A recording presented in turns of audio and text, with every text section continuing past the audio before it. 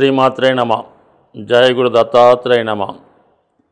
ఈ వీడియోలో మనం తులారాశి వారికి మే 16 నుంచి 31 మధ్యలో జరగబోయే పక్ష ఫలితాలు పరిశీలించినప్పుడు మరి ఈ పక్షంలోనే మన తులారాశి వారికి భాగ్యస్థానంలో గురుగ్రహ సంచారం మొదలైంది. దీనివలన ఈ రాశి వారికి ముఖ్యంగా విద్యార్థులకి ఏదైనా విదేశంలో దూర ప్రాంతంలో ఉన్నత విద్యా అవకాశాలు రావడం జరుగుతూ ఉంటుంది. అలాగే మీ యొక్క జీవితాశయం ప్రకారం మీరు ఏదైనా విదేశ ప్రయత్నాలు చేస్తున్నా, దూర ప్రాంతంలో ఉన్నటువంటి పుణ్యక్షేత్రాలు దర్శించాలన్నా ఇది చాలా వరకు మీకు మంచి అవకాశం రావడం జరుగుతుంది. ముఖ్యంగా మీ పిల్లల యొక్క అదృష్టం, వారి యొక్క అభివృద్ధి మీకు చాలా గర్వకారణంగా ఉండే అవకాశం ఉన్నది. అంటే గతంలో చేసినటువంటి పుణ్య కార్యక్రమాలు, ధార్మిక కార్యక్రమాలు ఈ సమయంలో మీకు అనుభవంలోకి రావడం జరుగుతుంది. మీలో ఉన్నటువంటి విద్వత్తుకి, తెలివితేటలకి తగిన గుర్తింపు రావడం జరుగుతూ ఉంటుంది. అటు విద్యారంగంలో ఉన్న, ఆధ్యాత్మిక రంగంలో ఉన్న, మరి ఏదైనా వ్యాపార రంగంలో ఉన్న మీకు ఒక మంచి నేమ్ రావడం జరుగుతుంటుంది. తద్వారా మీకు మంచి అవకాశాలు, రాజకీయ ప్రవేశం లాంటివి కూడా ఈ సమయంలో జరిగే అవకాశం ఉన్నది. అలాగే ప్రభుత్వ సత్కారం కానీ, ఏదైనా ఒక బిరుదు లాంటిది మీకు రావడం కానీ జరిగే సూచనలు ఉన్నాయి. ఇంచుమించుగా ఇదే నెల, ఇదే పక్షంలో 18వ తారీఖున రాహుగ్రహం 5వ స్థానంలోకి రావడం జరుగుతుంది. ఇది ఎక్కువగా సినిమా, టీవీ, మీడియా రంగంలో ఉన్న వాళ్ళకి, పంచమ స్థానంలో ఉన్నటువంటి రాహుకు మీకు మంచి గుర్తింపు రావడం జరుగుతూ ఉంటుంది. అలాగే ఇదే సమయంలో మీరు ఏదైనా షేర్ మార్కెట్, స్పెక్యులేషన్ విషయంలో మాత్రం చాలా జాగ్రత్తగా ఉండవలసి ఉంటుంది. ఏమాత్రం మీరు ఇటువంటి బెట్టింగ్లకి, షేర్ మార్కెట్, ఆన్లైన్ గేమ్స్కి అలవాటు పడినా గతంలో సంపాదించినటువంటి మొత్తం ధనం, సంపద అంతా కూడా నష్టపోయే అవకాశం ఉంది. సో అందువల్ల వాటికి దూరంగా ఉండడం మంచిది. అయితే మీలో ఉన్నటువంటి ప్రతిభకు మంచి గుర్తింపు రావడం వల్ల చాలా వరకు మీ యొక్క వ్యక్తిగత ఆదాయం పెరుగుతూ ఉంటుంది. అలాగే మనకి కేతువు కూడా 11వ స్థానంలోకి రావడం వల్ల గొప్పవారు, మేధావులు, ఆధ్యాత్మికవేత్తలు కానీ, బాగా అనుభవం ఉన్నవాళ్ళు, మీ యొక్క తాతగారు లాంటి వాళ్ళు మీ యొక్క అభివృద్ధికి తగు విధంగా సలహాలు ఇవ్వడం జరుగుతూ ఉంటుంది. వారి వెనక ఉండి మిమ్మల్ని ముందు నడిపించి ఒక మంచి మార్గంలో తీసుకెళ్ళడానికి మీకు ఒక గాడ్ ఫాదర్లా ఒక వ్యక్తి, అది దైవం అవ్వచ్చు, వ్యక్తిగతంగా కూడా ఉండొచ్చు. కాబట్టి ఏదైనా ఎవరైనా మంచి సలహా ఇచ్చినప్పుడు దాన్ని కంపల్సరీగా స్వీకరించి దాన్ని అమలు చేయడం మంచిది. అలాగే ఆల్రెడీ రాశి వారికి 6వ స్థానంలో శని రాకతో మీ యొక్క అదృష్టం ప్రారంభమైంది. ఇక ఉద్యోగులు కొత్త ఉద్యోగం ప్రయత్నం చేయాలన్నా, నిరుద్యోగులకి కొత్త అవకాశాలు రావాలన్నా ఇది కంపల్సరీగా అనుకూలించే సమయం. అయితే మరీ పెద్ద ఉద్యోగం అయితే ప్రారంభంలో రాదు, కానీ మీ వరకు సరిపోయే విధంగా మీ యొక్క స్థాయికి తగిన ఉద్యోగం 100% ఈ సమయంలో రావడం జరుగుతూ ఉంటుంది. దాని కొరకు కూడా మీరు 100% ప్రయత్నం చేయొచ్చు. ఇక బుధుని యొక్క సంచారం మీకు చాలా అనుకూలంగా రావడం జరిగింది. ఈ వివాహ ప్రయత్నాలు ఏదైనా తెలుసున్న సర్కిల్లో మీ క్లాస్మేట్ అవ్వచ్చు, మీ సహ ఉద్యోగి అయినా అవ్వచ్చు, అటువంటి వారితో మీకు పరిచయం, తద్వారా వివాహ విషయంలో సంప్రదింపులు, అది ఒక కొలిక్కి రావడానికి కూడా 7వ బుధుడు మీకు అవకాశాన్ని ఇవ్వడం జరుగుతూ ఉంటుంది.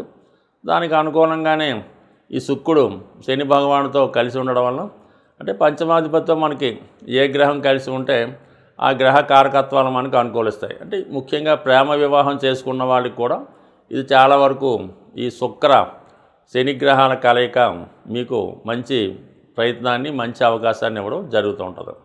ఇక ముఖ్యంగా అష్టమంలో ఉన్నటువంటి రవి, అతను కూడా మీకు ముఖ్యంగా ఎక్కువ అధికారుల వల్ల ఇబ్బందులు రావడం జరుగుతూ ఉంటుంది.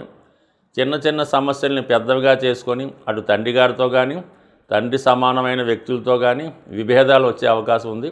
బట్ ఏదైనా చిన్న చిన్న సమస్యలు ఉన్నప్పుడు దాన్ని పెద్దదిగా చేసుకునే అవకాశం ఇవ్వద్దు. అధికారులు ఏమైనా అన్నా అది మీ యొక్క సలహాగానే మీరు స్వీకరించాలి తప్ప దాన్ని ఏదో ప్రెస్టేజ్గా తీసుకుంటే మాత్రం చిన్న సమస్య పెద్ద ఇష్యూగా మారి అది మీ ఉద్యోగానికే భంగం రావచ్చు. కాబట్టి చిన్న చిన్న సమస్యలను ఈజీగానే తీసుకోవడం మంచిది. ఏదైనా దశమంలో కుజుడు దిగ్బలుడై ఉండి మీ యొక్క రాశిని లగ్నాన్ని వీక్షించడం వల్ల ఏదైనా క్రమశిక్షణతో నిజాయితీగా చాలా పర్ఫెక్ట్గా మీ యొక్క వృత్తి వ్యవహారాలు నిర్వహిస్తారు. అలాగే ఈ సమయంలో మీకు కొత్త ఉద్యోగ ప్రయత్నాలు కూడా 100% ఫలించే అవకాశం ఉంది. ఈ పక్షంలో ప్రధానమైనటువంటి గ్రహాలైనటువంటి రాహువు, కేతువు, గురువు మారడం జరిగింది.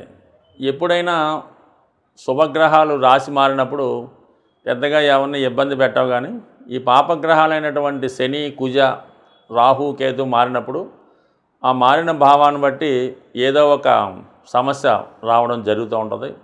మరి ప్రధానంగా రాహు ఇప్పుడు రాశి స్వక్షేత్రంలోకి రావడం వల్ల రాహువు అత్యంత బలవంతుడై ఉంటాడు. అంటే రాహు ఎప్పుడు కూడా చెడు కార్యక్రమాలకి, అవినీతికి, సంఘ విద్రోహ చర్యలకి కారణం అవుతూ ఉంటాడు. కాబట్టి ఎవరి జాతకంలో అయినా సరే రాహు ఏదో విధంగా వాళ్ళని స్ట్రగుల్ చేయడం జరుగుతూ ఉంటుంది. మరి మారేడు కాబట్టి ముందుగా రాహు పెట్టే ఇబ్బందుల నుంచి బయటపడాలంటే కంపల్సరిగా రాహుగ్రహానికి పరిహారం చేసుకోవాల్సి ఉంటుంది. రాహుతో పాటు కేతువు కూడా ఉంటాడు కాబట్టి సాధ్యమైనంత వరకు మన అదృష్టవశాత్తు ఈ నెల అంటే ఈ పక్ష ప్రారంభంలోనే 16వ తారీఖున సంకష్టహర చతుర్దశి. ఆ చతుర్దశి రోజు వినాయకుడికి అభిషేకం కానీ, హోమం కానీ, ఏదైనా గరికతో అర్చన కానీ ఏదో పూజా కార్యక్రమం చేసుకోవడం వల్ల దాని తర్వాత వచ్చే అమావాస్య రోజు కానీ, శుక్రవారం రోజు కానీ, ముఖ్యంగా అమావాస్య అయితే మంచిది, ఏదైనా అమ్మవారి ఆలయంలో ఎస్పెషల్లీ కనకదుర్గ అమ్మవారి ఆలయంలో మరి విధి విధానంగా అమ్మవారి కుంకుమార్చన చేయడం, వీలైతే ఒక 4 కొబ్బరికాయలు అమ్మవారి ఆలయంలో ఇవ్వడం వల్ల కంపల్సరిగా రాహు అనుగ్రహానికి కుదురుతుంది. రాహు మనకి అనుగ్రహించాడంటే చాలా చక్కని ఫలితాలు ఇవ్వడం జరుగుతుంది. రాహు ఇచ్చాడంటే ఫలితం చాలా హై లెవెల్లో, టాప్ లెవెల్కి వెళ్ళిపోవడం జరుగుతూ ఉంటుంది.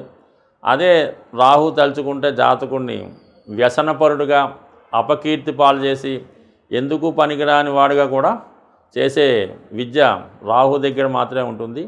గత జన్మలో మనం చేసుకున్నటువంటి పాపపుణ్య కర్మల్ని ఈ జన్మలో అనుభవించే విధంగా ఈ రాహుకేతువులు కార్మిక్ కంట్రోల్ ప్లాంట్స్గా ఉంటాయి.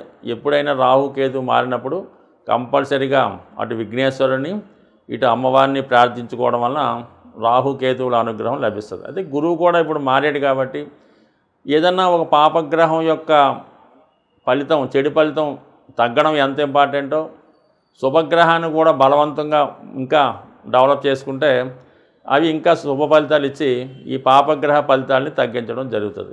గురువు యొక్క అనుగ్రహం కావాలంటే కేవలం దత్తాత్రేయుడు, షిరిడి సాయిబాబా వారు, లేదంటే మీ యొక్క కులదైవం, మీ కులగురువు, మీకు విద్య నేర్పిన గురువు, వాటి అంతటికన్నా ఇంపార్టెంట్ మీ యొక్క జన్మనిచ్చినటువంటి తల్లిదండ్రులు. వీళ్ళని సేవించడం వల్ల, పూజించడం వల్ల గురుబలం పెరుగుతూ ఉంటుంది. ఇంకా ఈ అవకాశం లేని వారు ఇవన్నీ మన వల్ల అనుకుంటే మీరు ఏదన్నా ఒక గోశాలకు వెళ్ళి గోవుకి సేవ చేయడం కానీ, వ్యక్తిగతంగా రైతుల దగ్గర ఉన్నటువంటి గోవుకి శుభ్రంగా పూజాది కార్యక్రమాలు నిర్వహించడం వల్ల కూడా గురువు యొక్క అనుగ్రహం లభిస్తూ ఉంటుంది. వీటన్నిటికన్నా ఇంపార్టెంట్ ఏంటంటే తల్లిదండ్రులు ఏమైనా ఇబ్బందుల్లో ఉంటే వారికి ఎటువంటి ఇబ్బందులు లేకుండా వారికి కావాల్సిన సదుపాయాలు చేయడం వల్ల కూడా మీకు ఈ గురుబలం పెరుగుతుంది. గురుబలం పెరిగితే అన్ని గ్రహాలు కూడా మీకు అనుకూలమైన ఫలితాలు ఇవ్వడం జరుగుతూ ఉంటుంది. ఈ చిన్న పరిహారంతో మీ జీవితాన్ని బ్రహ్మాండంగా చక్కదిద్దుకుంటారని ఆశిస్తూ స్వస్తి.